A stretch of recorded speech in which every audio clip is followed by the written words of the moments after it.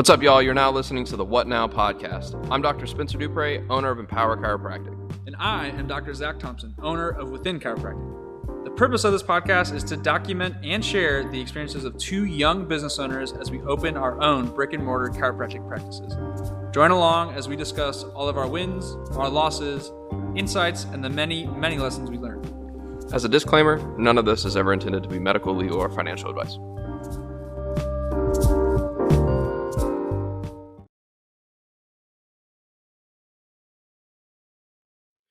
What is up, y'all? Welcome back to another episode of the What Now podcast. I'm Dr. Spencer Dupre along with Dr. Zach Thompson, and we have another super exciting episode to get into. So, Zach, why don't you tell us a little bit about what we're going to be talking about today? Yeah, man. So today we're going to be diving into setting goals, especially setting goals as a startup. Now, if you've ever read the book E-Myth by Michael Gerber, highly recommend. He talks about the three archetypes of a business owner. And those three consist of the technician, which is basically every business owner. If you think about it from the chiropractic or healthcare lens, it's you as the doctor. Now, there's two more. There's the owner, who's the visionary. They're the one that's on mission, has the vision for the practice, for the business. And then there's the manager, the person, keeping things going, keeping the lights on, making sure every system is in place. And I myself have always resonated more with the visionary. And with that said, I've always been big on goals. And so talking about goals is something I love to do. And just last night, Spencer and I had, been thinking for a little bit about what we were going to do on this fourth episode. And we decided, let's talk about goals. And we had said this maybe 2-3 days ago. And every night I read 10 pages from a book. And lately I've been reading Wealthy Gardener by John Zaforic. Fantastic book on wealth and prosperity. He's actually a chiropractor too. So has some cool tie-ins with that. But he mentioned that in order to have happiness, you have to have direction. Direction in life comes from discipline. So do what you resist. All growth requires resistance. Push past hard.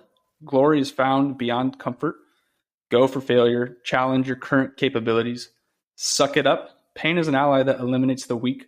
And set bigger goals. Stay uncomfortable by thinking huge. Now, with that said, how do we start thinking huge when we're a startup, right? How do we start thinking 5, 10, 15 years? Do we need to think that far in advance, or do we need to think big picture? What are we doing to lay a foundation? What is our foundation before we go vertical?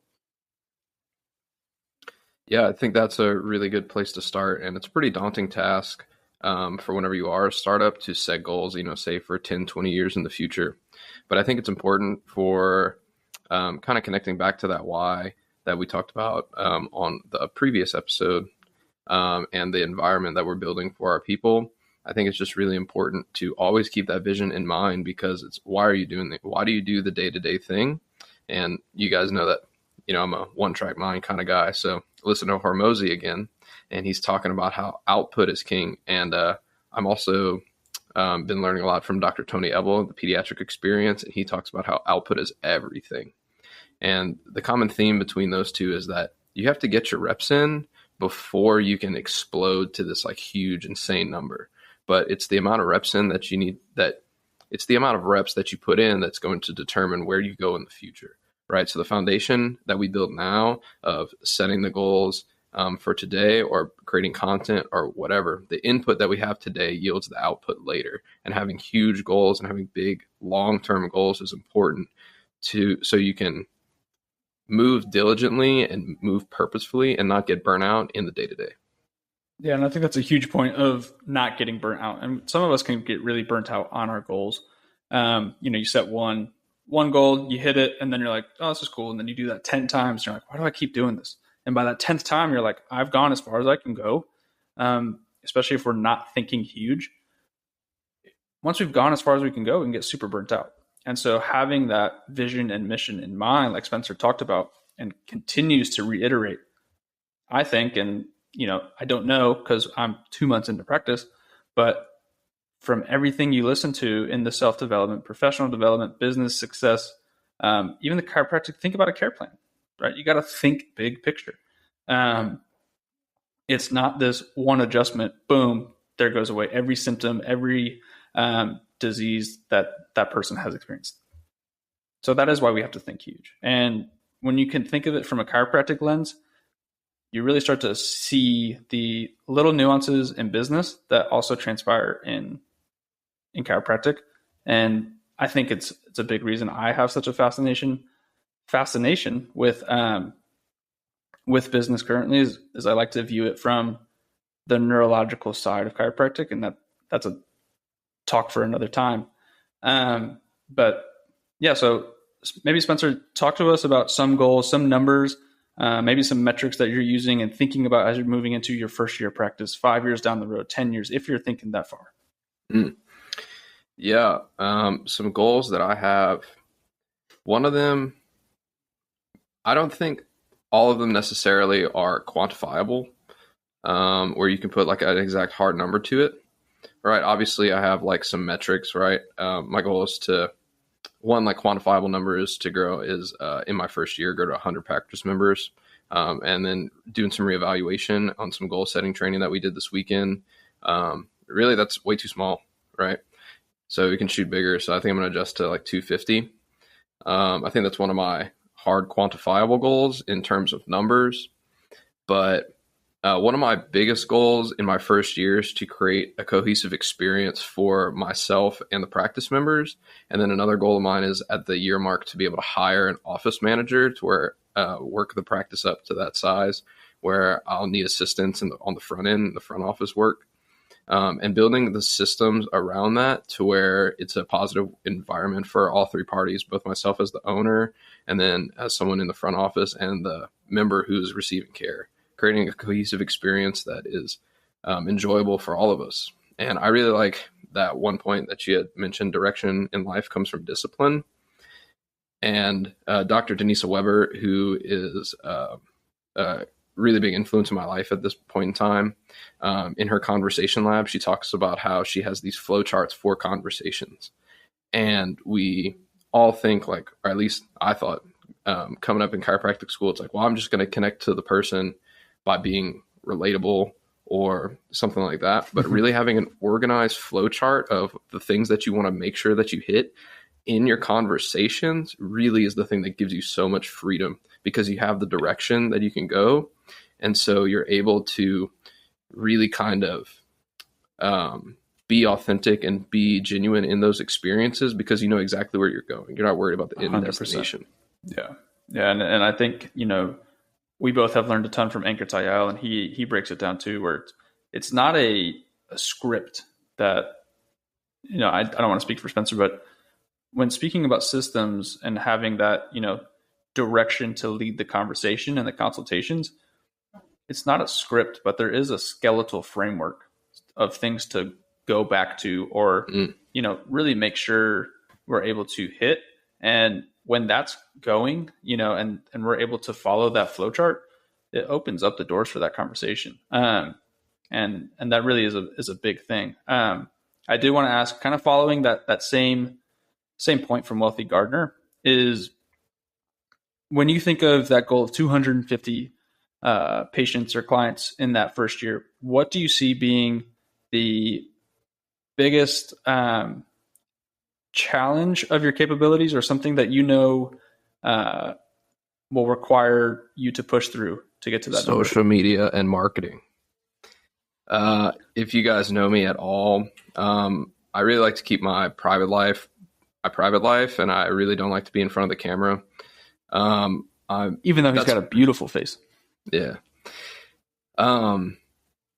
For those of you who have worked with me before, and Zach, one of the reasons that Zach and I work so well together is because Zach is way more willing to be like the loud voice or the front man in the room, and I really enjoy being like the behind the stage production kind of guy, which is why this podcast really works well. Zach likes to guide a lot of our topics and put a lot of bullet points for us to guide through, and I do all the production and stuff, which is super fulfilling for me. So yeah, do what you resist. And the more and more that I learn and the more and more that I see things is like, man, being in front of the camera and having a platform and creating content is one of the best ways and the easiest way and the highest leverage opportunity that you can have to get your voice, to get your message, to get your purpose, to get your business out there. Yes, I definitely see it as marketing and Nice. Nice. media. That's big. I think it should be noted. I definitely don't do any of the production behind this podcast. That is fully Spencer. So if you're listening, tell Spencer thank you. I simply show up, talk a little bit, and then get back to work. And if it wasn't for Spencer, this would never happen. So a lot of gratitude towards him, not just for that, for many reasons. Thank you. Cool. And then so 250 in a year, right? Well, let's stick with that number. Is that uncomfortable for you, or is there something, when you think 3 years down the road, or is there another metric or another goal that you have that when you think about it, it might keep you up at night? Yeah, I mean, yeah, I have a 3-year lease here and about 700 square feet. And when it's more than me and someone else, if there's 4+ people in here, it's like, man, this place is cramped. So that just means that having more efficient systems and easier office flow and tighter directions will just ramp that up. That and right now, being a solo practitioner, doing all the front office work, doing all that stuff. I mean, yeah, 250 people is daunting. I couldn't imagine having 250 members, which means that, multiple people on care plans coming in multiple times a week. I mean, that's upwards of 300 something visits a week. Yeah, that's a super daunting number. Having seen, 60, 70, 80 people in a day, it's like, man, I couldn't imagine doing 150, And so I feel like that is a daunting mindset shift. Yeah. Yeah, I feel like it's super daunting, but keeping it lean and mean machine in here is the way that we're going to do that. Yeah, and when I say 250, I'm like, man, that's kind of far, Like whenever you go up to the 3-point line and you're like a couple feet back behind the line, you're like, man, that's kind of, but I'm gonna pull it anyway. Yeah. That's kind of what 250 feels like for me in this space this time. More of a Steph Curry 3 with that 250. Yeah. Not a Zion Williamson dunk. I was always more of a deep 2 kind of guy. I'm not really a 3-point shooter. But what about you, Zach? What are some things that you feel like is your biggest area of resistance, and what are some of your goals for your practice in your first year?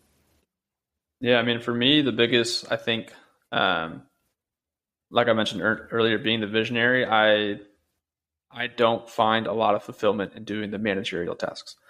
And so whether that's putting systems on the paper or just doing what I feel are meaningless tasks is really, really difficult for me right now.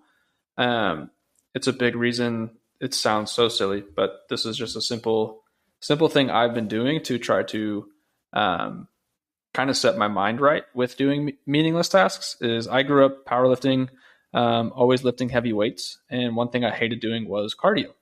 And so with that said, I have been doing twice a week, getting on the treadmill, walking, which is incredibly boring, for 30 minutes on a 12-degree incline at a pace of 3 minutes, or 3, whatever. That's the pace.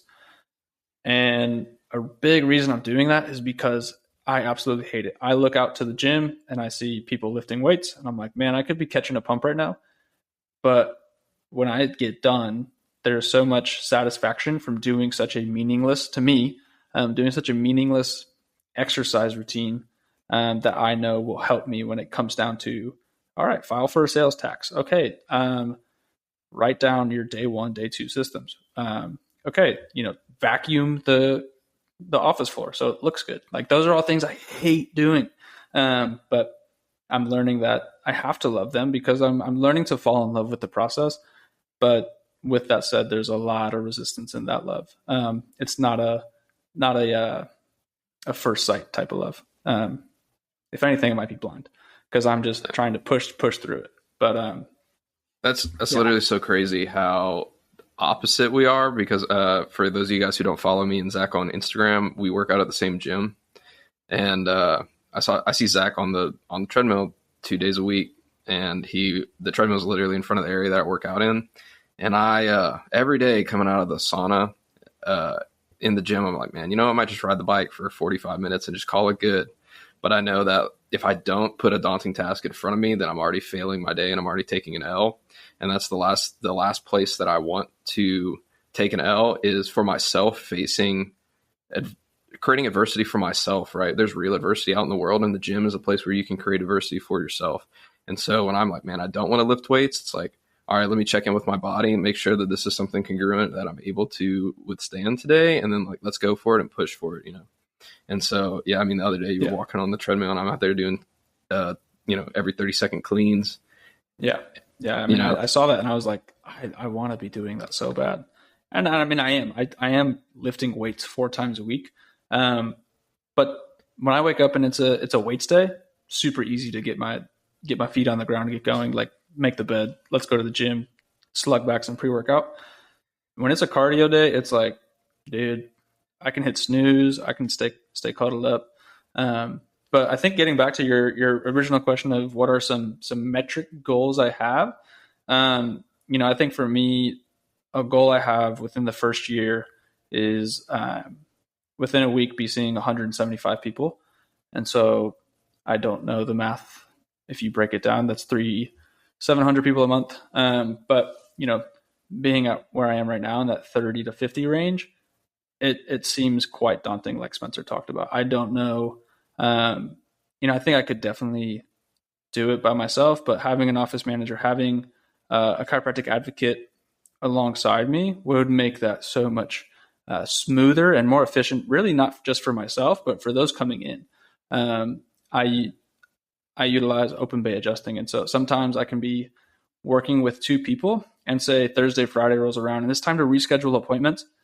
If I finish with one person and they're ready to reschedule, they have to go wait up at the front for 5-10 minutes. And right now that they enjoy it, I try to make the space as homey as possible so that they feel like, okay, I'm not just sitting in this boring doctor waiting room. We got good tunes on. It's aesthetically pleasing to the eyes. But I don't want that to be the case forever. And so I know that, even bringing someone on that, I'm responsible to pay them and that, our work together is what, they get to take home. That's daunting.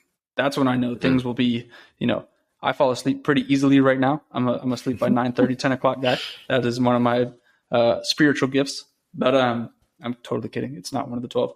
But that'll keep me up. Hey, you gotta pay this person.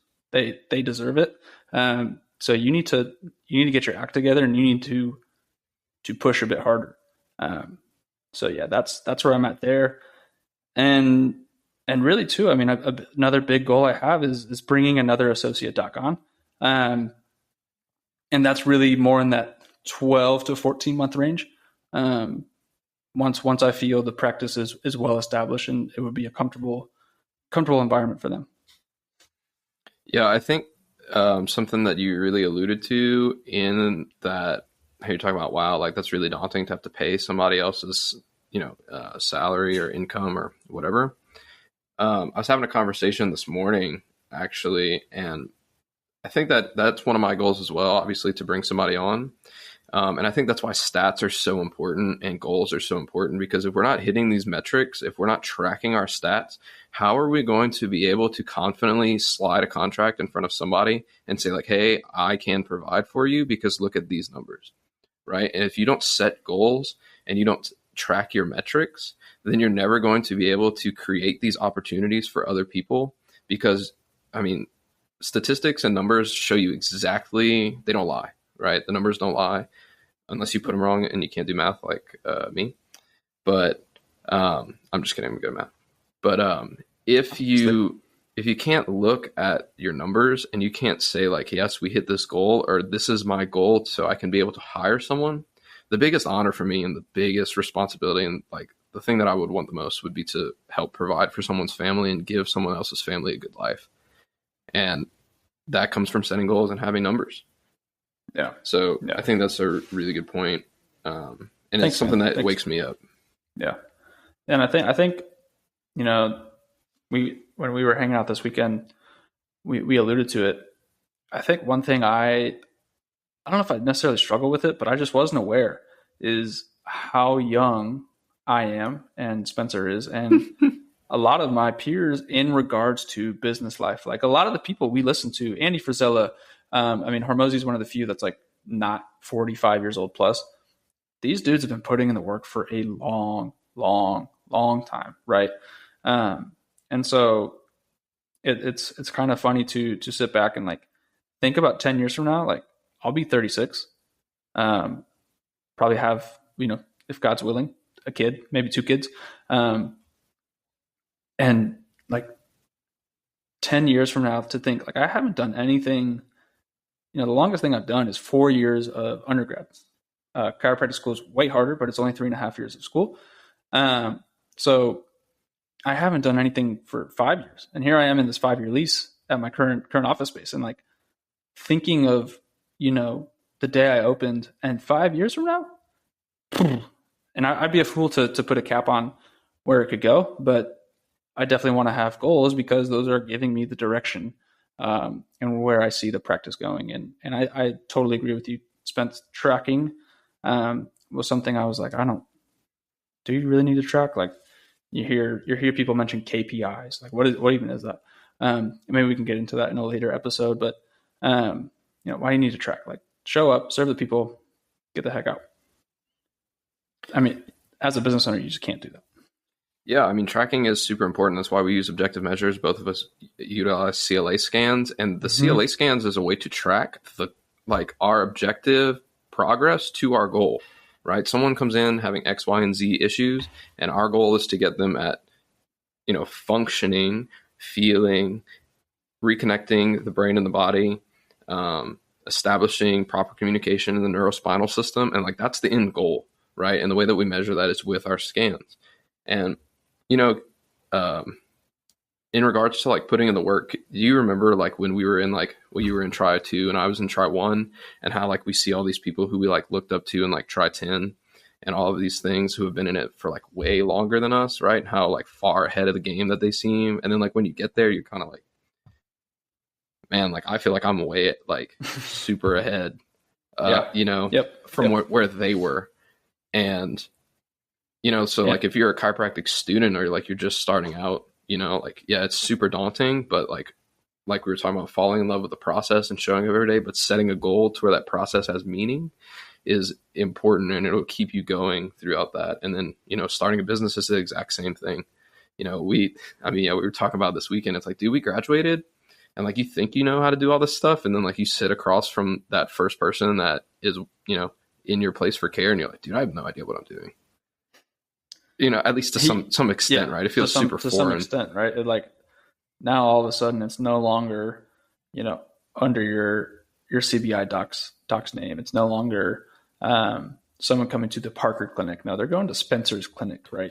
And so it really is daunting, and that's not, and I don't want to speak for Spencer, but I know he's not saying that in a scary sense. I think there's a lot that you can do to prepare yourself for practice while you're in school. Yeah, absolutely. I feel like the biggest confounding variable in between those two settings, right? Like coming from school and then on your own, the biggest confounding variable is like either being in the university's program or being in your internship or your mentor's program. The biggest confounding variable is direction and systems, right? Just like we were talking about, right? Direction comes from discipline.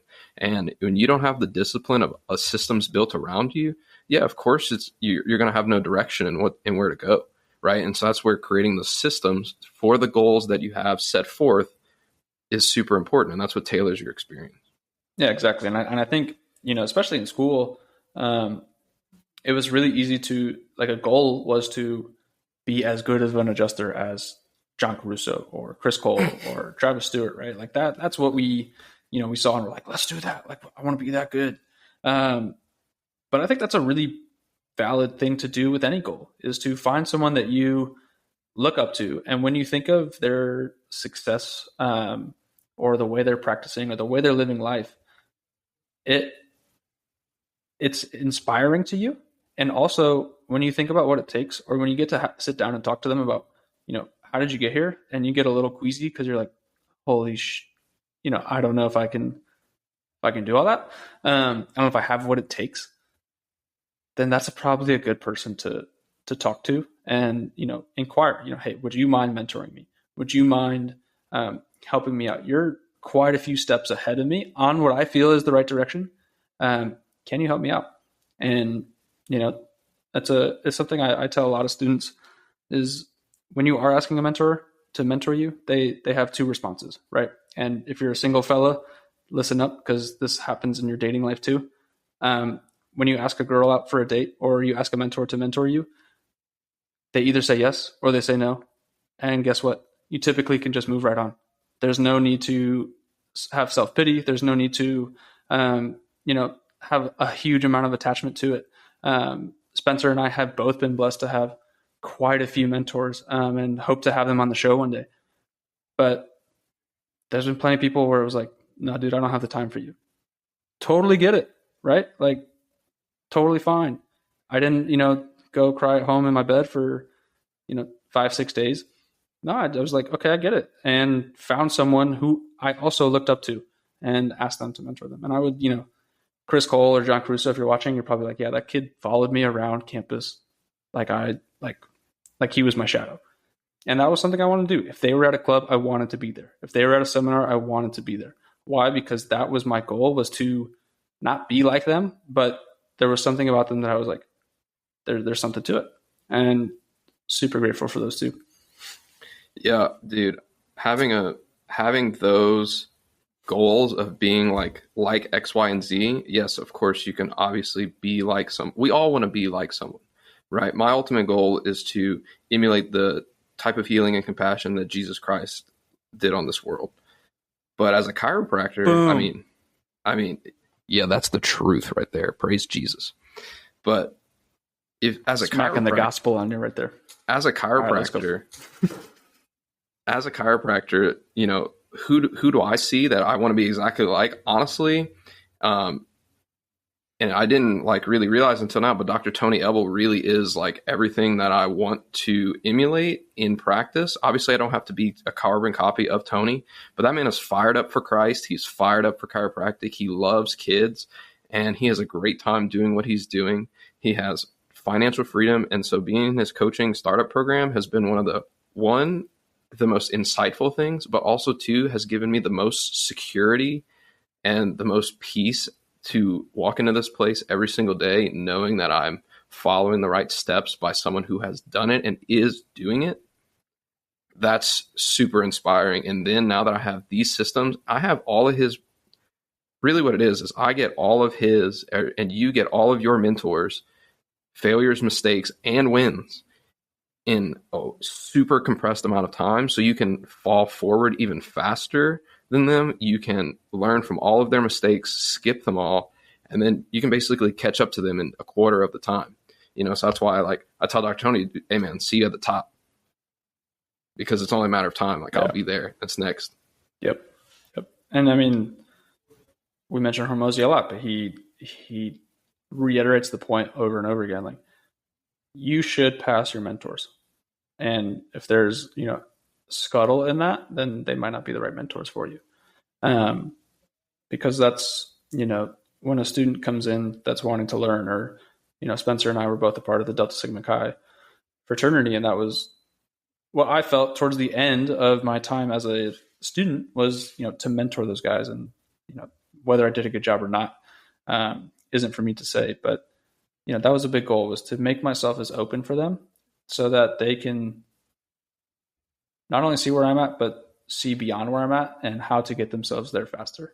And that's the goal. I was blessed to spend time with Dylan Mon, if he's listening, for 3 weeks. And, I learned a lot about vision, about casting yourself as an authority in your new town, in a place where you don't know anyone, how to do table talk, how to, be the business owner. And it's a time I'll forever be grateful for. And so that was really awesome. And I currently don't have, Spencer has Tony. That's the guy he's looking up to. I'm still searching for that as I'm uncovering more and more of what I think the practice is going to be. But that is all we have for the What Now podcast. Thank you for listening. Thank you for the shout outs. We really appreciate it. As mentioned in previous episodes. If you have any topics, any questions, any comments about what you want to hear from us talk about, maybe a guest that we should have on that you've been like, I want to know their take on when they started. Let us know and we'll reach out to them. Continue to tag us on your stories. We really appreciate it. It means a lot. Just as like we mentioned, we're on this journey together. We hope that you guys find some level of value from what we're sharing. And I know I can't wait to be back on the podcast. You can follow myself at Dr. Zach Thompson or at Within Chiropractic. And Spencer, where can the people find you? Yeah, you can find me on Instagram or the socials at SpencerDupre.dc and at EmpowerChiroTX. If you do like this show and it does mean a lot to you and you have found value and you would like to support us, you can hit that notification bell on Spotify so you're alerted whenever we drop. Currently, our schedule is we drop every single Monday at 12 a.m. And you can also leave us a review. That would help a lot, just to kind of bump us up in the ratings, but also just share this podcast with someone who you feel like should hear it. Reach out to us, like Zach said, if you have any questions, and we would love to support you guys. Peace out. Yep.